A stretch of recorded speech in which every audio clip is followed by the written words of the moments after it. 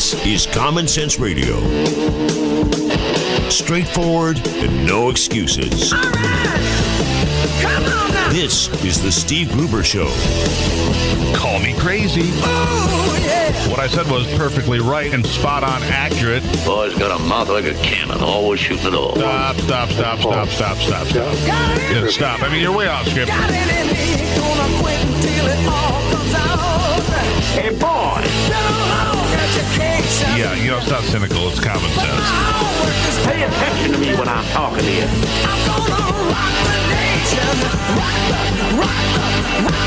the nation. Genuine, accountable, and raw. Here is Steve Gruber. It's a special day. It's a special day here for the Steve Gruber Show. Coming to you live from the Lansing Center, where the Michigan Brain Injury Association is having their annual get-together. One of the big conversations we're having today, of course, is about Michigan no-fault insurance and how it may affect you. The insurance companies are battling to get rid of no-fault insurance. They would like to, well, they'd like to lower your rates, they say, and save you it'll save you at least $60 a year. And to which I say, woo. At any rate, we'll get to that. Our good friend John Prosser, who's been on the program before, will be here in a minute. He might even rejoin us tomorrow for a little bit of a follow-up as to what's going on here. Live from the Lansing Center, though. Stop by and say hi if you're down here today. And all sorts of things. You know, Michigan, one of the leading states when it comes to working with brain injury patients. And it doesn't matter whether it's from a car accident, military service, an accidental fall, wherever it may come from. Michigan, one of the leaders. So we'll have that coming up.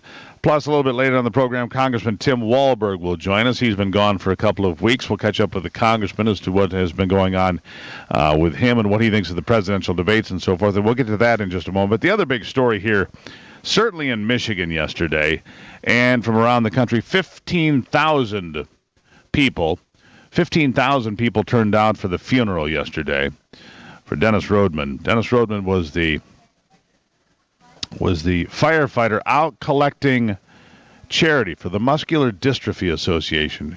And some young man, 22 years old, who didn't like waiting in traffic, thought traffic was moving too slowly, stopped. Now, Rodman, this is called the Fill the Boot efforts. You've heard of it before. You've seen these guys.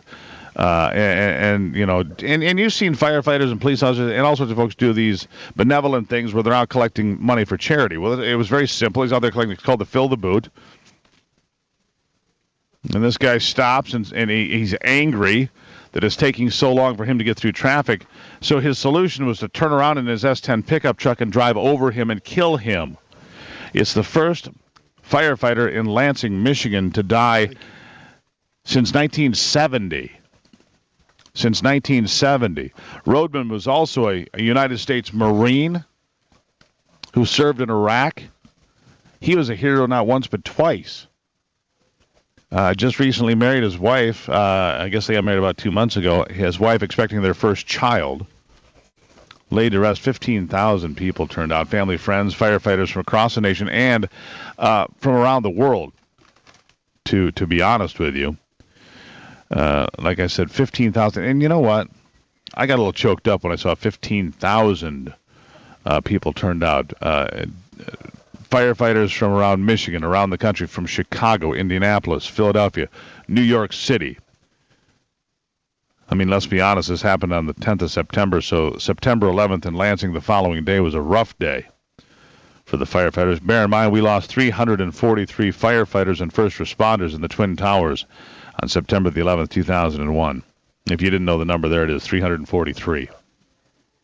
So when this happened on the 10th of September, it hit close to home, and I salute those, it turned out. And I salute those that, are selfless like that. A lot of us are out in pursuit of bigger jobs and bigger payoffs and bigger paydays, and yet there are those among us that are police officers and firefighters and first responders that may not make the kind of money that other folks make in this world, but are absolutely priceless at the moment you need them. So again, to the family of Dennis Rodman, obviously our thoughts and prayers continue. On a GoFundMe site, last I heard, they were at about $135,000 and growing. There's a GoFundMe site. Obviously, his first child, Rodman was 35, his first child, not here yet. And so what a difficult time, for his wife, but surrounded by all these folks. And so I commend everybody that was involved with that. The other big story, of course, was the debate last night on CNN. I thought the moderators were reasonable. I did. I thought Jake Tapper was pretty decent. Hugh Hewitt was fine. Dana Bash, I'll be honest with you. I think Dana Bash is a bit vapid for me.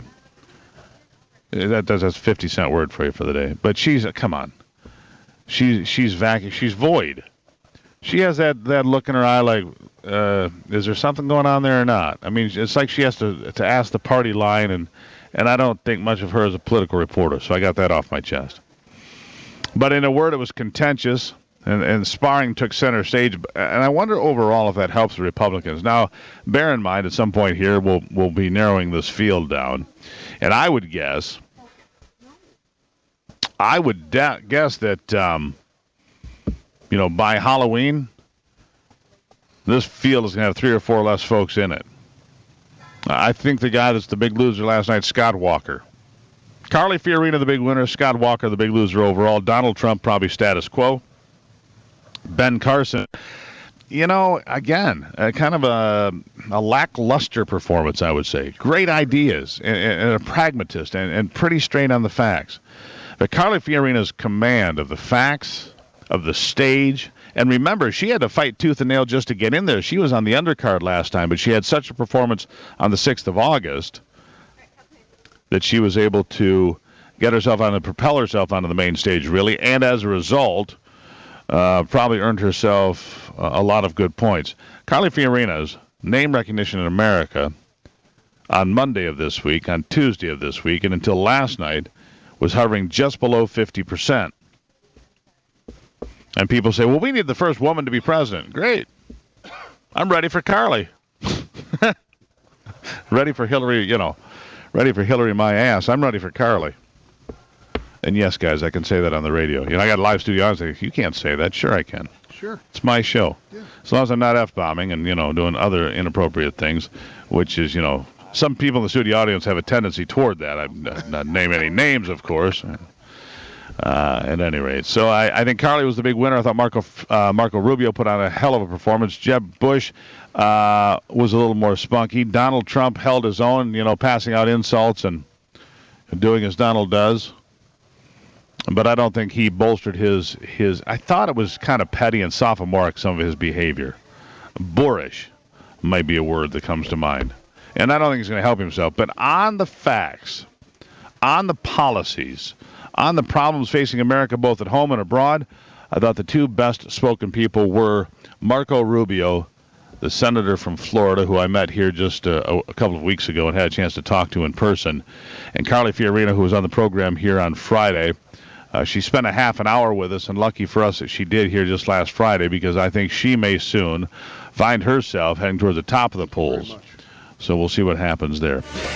It is Thursday here on the Steve Gruber Show. Tomorrow we'll be live from Mackinac Island and the Republican Leadership Conference being held up there, so keep that in mind. Trying to find some of these candidates post-debate. Straight ahead, though, it's John Prosser, the Vice President of Health Partners, talking about no-fault insurance and the battle to find out how much money is in this catastrophic fund and what it means to you.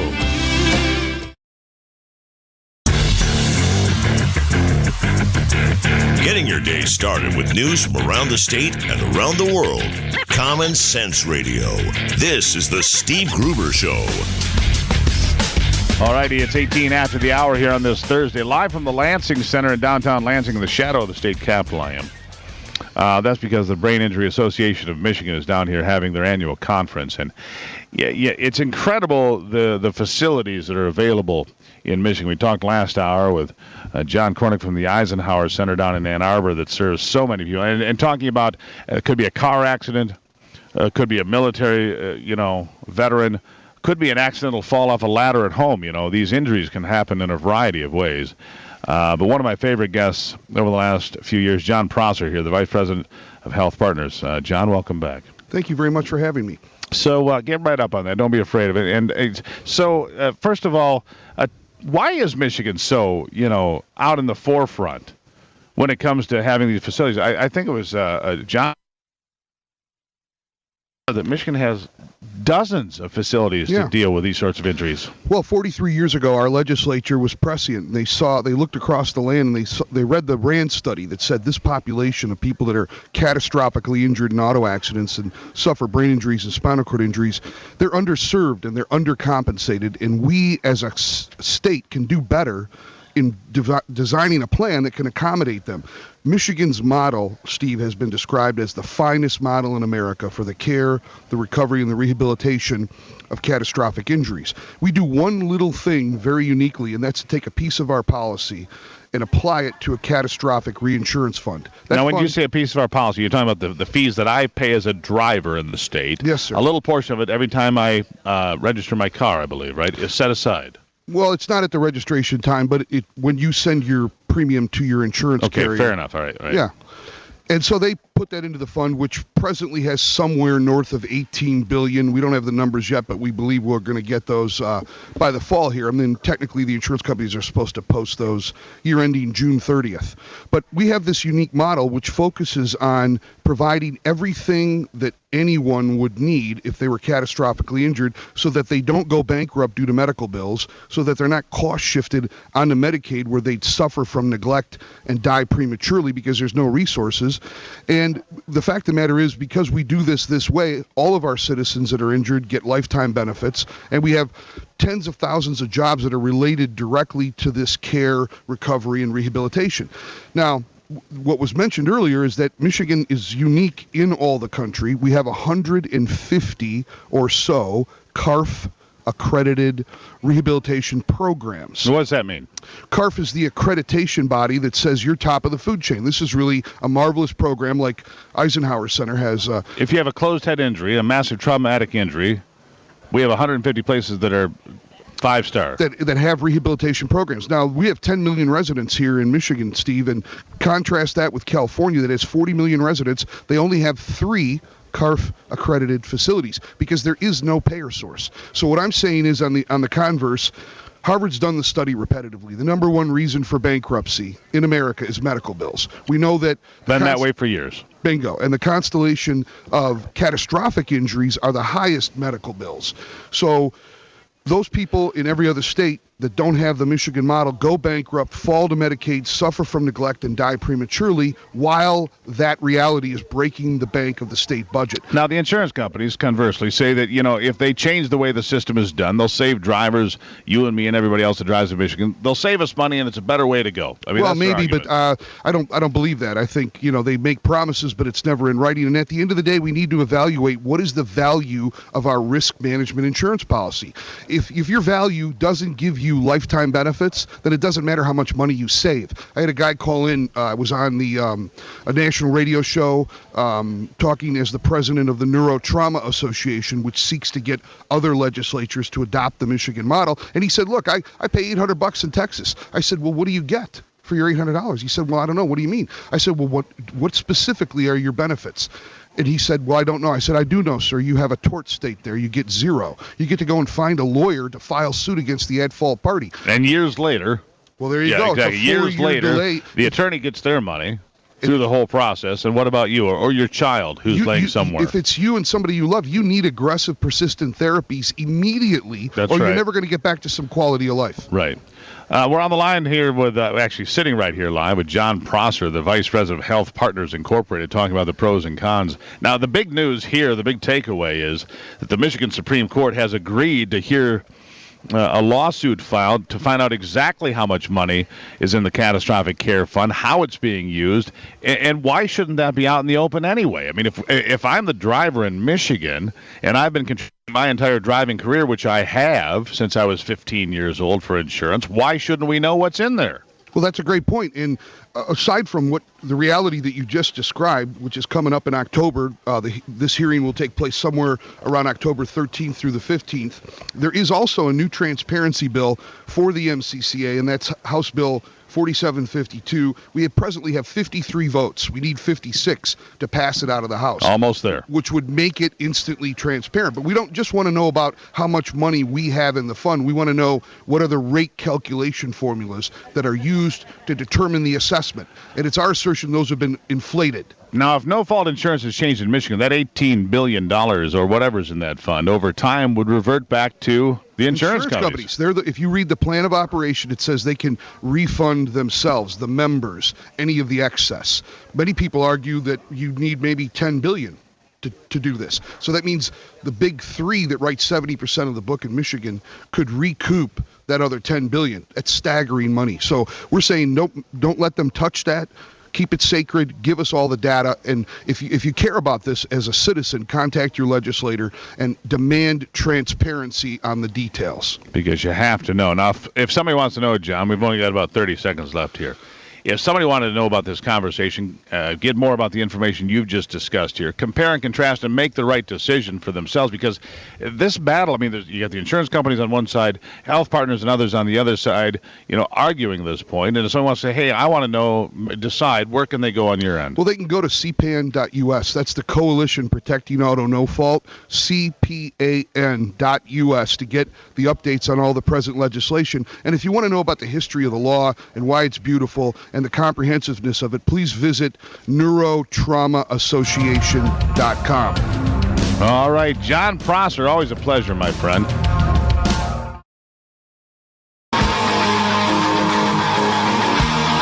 Keeping you in touch with Michigan and the world.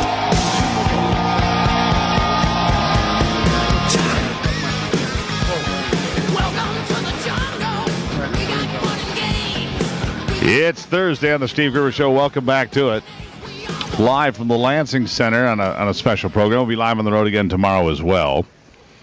Live at the Lansing Center today for a special get-together. Brought to you in part by Health Partners and the Eisenhower Rehabilitation Center in Ann Arbor.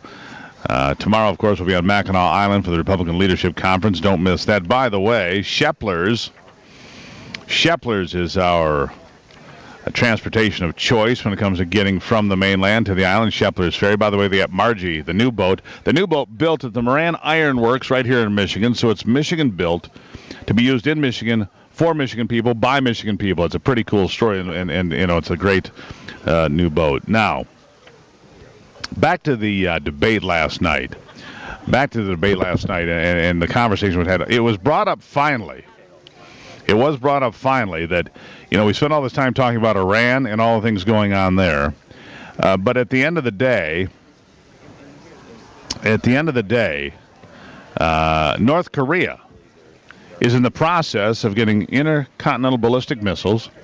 Many people believe they have the capability right now to load those ICBMs with nuclear warheads. And yet nobody's talking about North Korea. They're spending all of our time talking about Iran and how long it would take them to get a nuclear weapon. Well, these two are working together. Wouldn't the next natural step be for Iran and North Korea to trade technology back and forth, and bam, there it is. All right. Robert Rector, our next guest here. Say that again? All right. He'll be back in just a moment. But Robert Rector will be here, the Senior Research Fellow at the DeVos Center for Religion and Civil Society and Domestic Policy Studies. We'll talk about that, because the other thing that didn't get brought up a lot last night in the debate was poverty in America. How are you? Very fine, sir. How are you? Poverty in America, which people say is booming under Barack Obama. 49 million Americans on food stamps. Tens of millions of Americans still living below the poverty line, despite the war on poverty, put together by Lyndon Baines Johnson. But the question today is, does what does poverty look like today compared to, say, 1965? The fact of the matter is, poverty rates have remained relatively flat for decades. And why is that? There's been a shift on who is living in poverty from seniors in 1965, were the largest group of people living below the poverty line, scraping by, trying to survive. And that has shifted to young people. Now, part of that can be the destruction of the American family, single moms raising kids. The number of kids born out of wedlock has skyrocketed in my lifetime since the war on poverty, since all these things happened. And now 40 million poor Americans. Robert Rector here to discuss that, the Senior Research Fellow at the DeVos Center for Religion and Civil Society and Domestic Policy Studies. Robert, welcome to the program. Thank you. So, all right, are there really 40 million Americans that we consider poor or living in poverty? Well, the census is now saying about 48, but the answer to that is no, not in the ordinary sense that people mean. The reality is that the census way of measuring poverty is deliberately flawed, and I'll get into why they do that. But the simplest fact is that when they count poverty, they don't count the trillion-dollar welfare state. We spent last year, the year that this measures, $1 trillion providing cash, food, housing, and medical care for poor and low-income Americans, and that does not include Social Security and Medicare. 1/3 of the population gets benefits from these programs at an average cost of $9,000 per person. But when the census goes to measure poverty, all of that is not counted. So if a family receives $8,000 in the Earned Income Tax Credit, not counted. Has $11,000 housing voucher, not counted. Has $8,000. Well, here you identify another problem here, Robert. Not counted. And so it's a game where we come out and say, oh, we have all this poverty, but we need to spend more on welfare, and then we spend that money on welfare. Welfare goes up every year. It's every year. Now, let me ask you something, Robert. Let me jump in there, because this brings to mind something else, which is this. I pay child support. I have for a period of time, and to me, I think it's a significant amount of money. Most people would. My point being is this. I don't get to use my child support. I don't get to write it off on my taxes, and my ex-wife doesn't have to claim it as income. There's something wrong with that equation. Well, that's true, and it's more likely that there's a lot of child support which is not counted as income, and because of that, what you find is that when on the government's own data, when they look at this, they show poor people are spending $2.30 for every dollar of income that the census says they have, which means that most poor people actually have economic resources well above the poverty level. And so when you look at when the government then looks at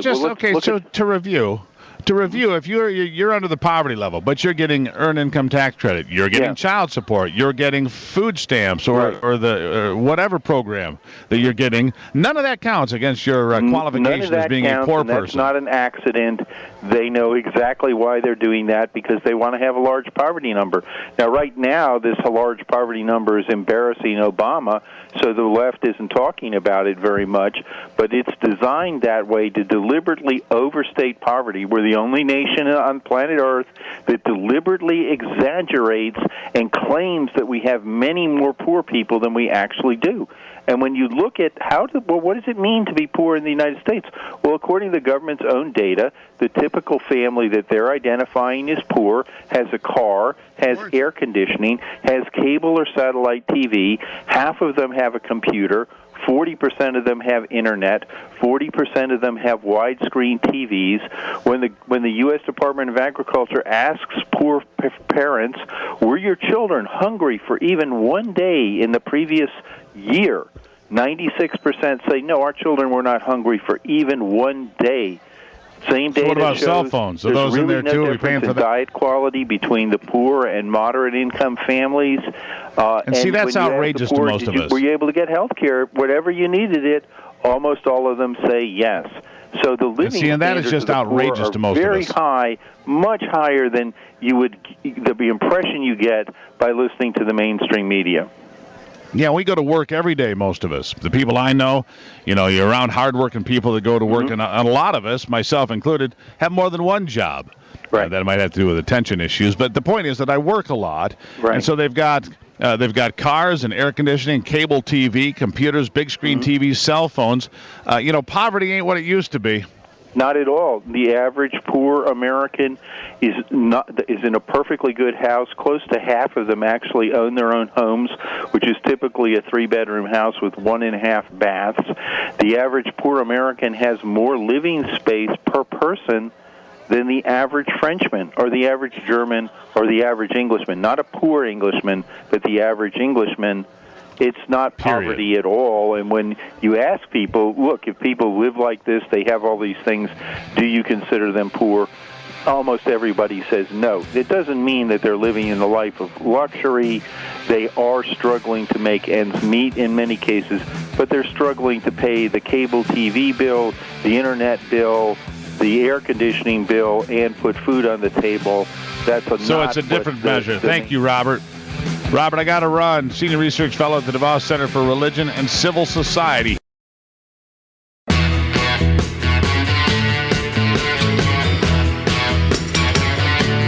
The Steve Gruber Show.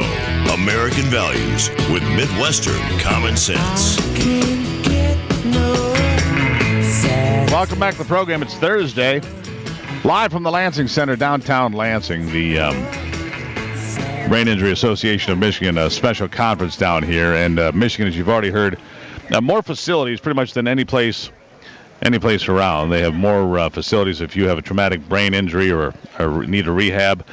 This is the place. Michigan is, by the way. Whether you're a veteran or something happened in an accident or a car accident, however you got there, it's a good place to be if you need that special and specialized care. On the hotline this morning, the hotline, by the way, 888-900-9966. Dave on the line in Negaunee this morning. Dave, what's on your mind?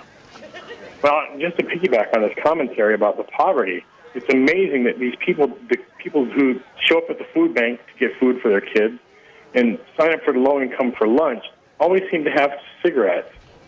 You know, I went to a friend's house one time, and all she had was a bottle of mustard in her house. Her kids had beans and macaroni for breakfast, so I went and got her food from the bread store and my freezer. And boy was in the bedroom getting high with 5 of his friends. Yeah, that makes you feel good about it, doesn't it? You know, and you see that kind of behavior all the time. Yeah, you can afford the dope, you can afford the cigarettes. You know, it's interesting that you mentioned that, Dave. That's what my mother used to say. You know, they can't afford to do this and that, but they can afford their damn cancer sticks, as she put it.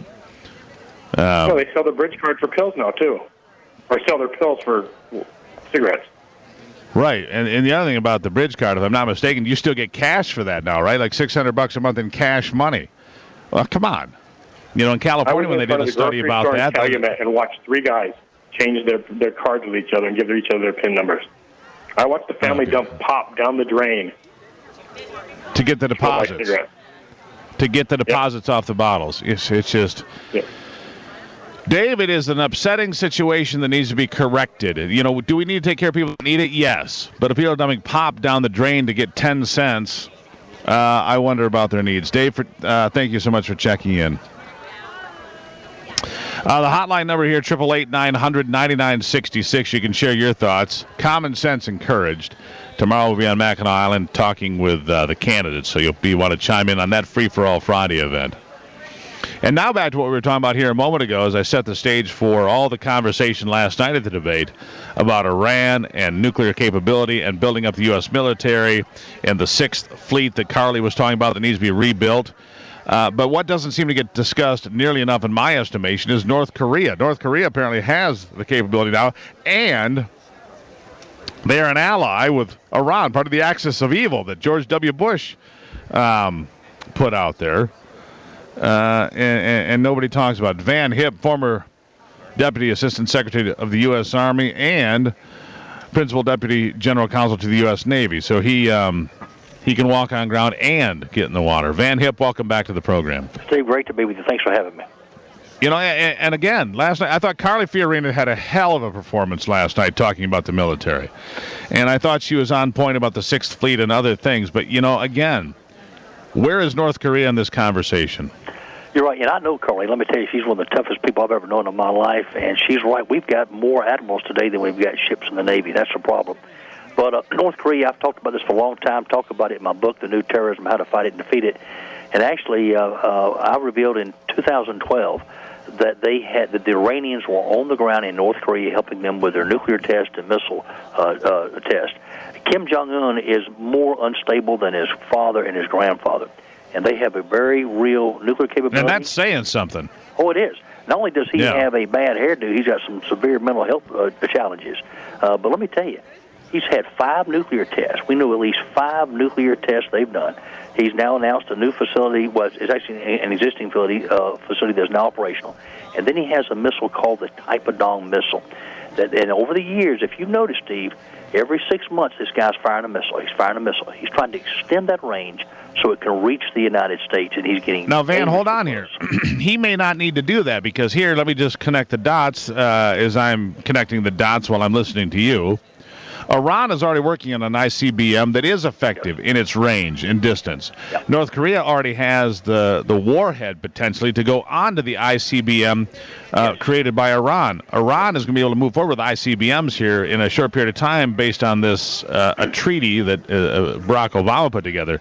So wouldn't it make sense if these two work independently until they both have the component they need, and then they just trade and they're both set up to go? Steve, I'll go one step further.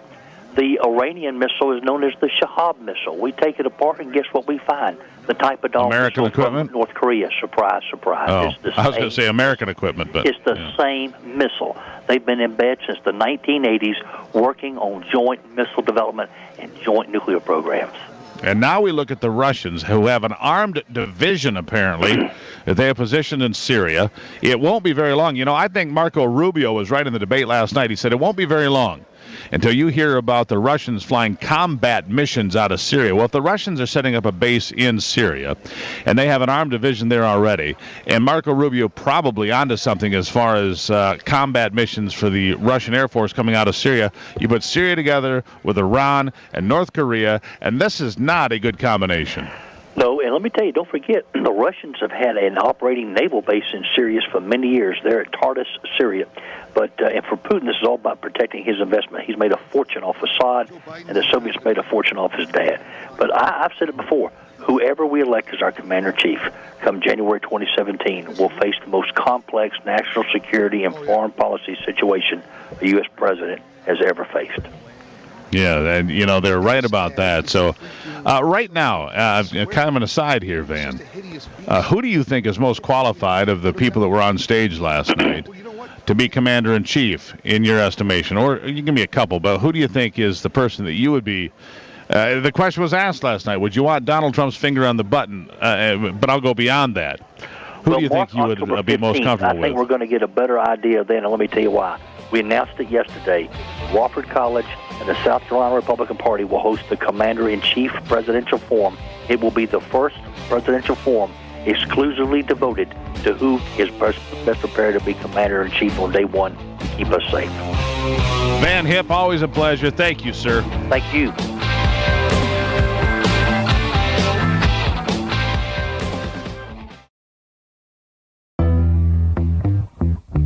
Genuine Michigan common sense on display every day.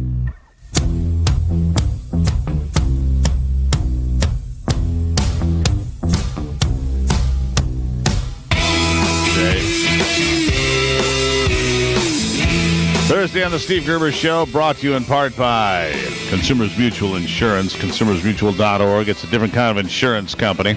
It's co-op, and it's what I chose for myself and my family. Headed to the hotlines now. Frank on the line in DeWitt today. Frank, welcome to the program. Good morning. I just wanted to add my 2 cents to that last gentleman you had on there talking about people that empty pop cans. They get it on their bridge card, then they empty it to get it.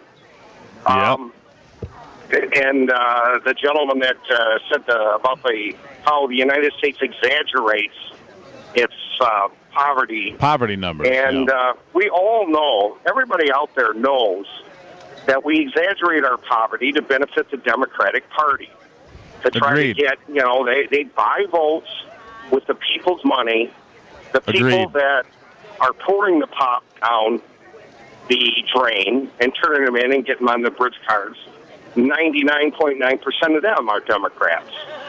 And almost everything that's wrong in this country, like this illegal treaty that's bringing about World War III, that's being done by maybe the worst Democrat of all time. Everything that's wrong in this country, almost all of it, is because of Frank, the Democratic Party. Yeah, Frank, you say the worst Democrat of all time, but I'm a bit of an optimist. I think they can do worse, though. Jimmy Carter looked like George Washington. Well, in a way, there's a lot of truth to that. He's a walking locust plague. All right, Frank, thanks for checking in. Greatly appreciate it, Frank, checking in. You can do the same, 888-900-9966. Coming up in the next hour here, we'll have Tom Constant here to talk about the Development Brain Injury Association and what it means to be rehabilitated here in Michigan. Plus, Congressman Tim Walberg will be back after being on hiatus for a few weeks. It's the Steve Gruber Show on a Thursday. We'll be right back.